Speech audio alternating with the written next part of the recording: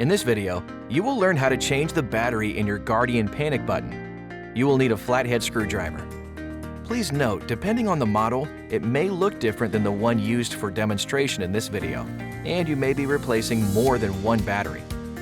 Before getting started, first go to customercare.guardianprotection.com and log into your account. Select System Info on the left-hand side, and then select Test My System. Locate the indentation and insert a flathead screwdriver to carefully open the panic button. Your keypad may emit a beeping tone to indicate the button has been opened. Carefully remove the existing battery by gently pushing it out with a flathead screwdriver. Slide in the new coin cell battery, positive side up, into the slot.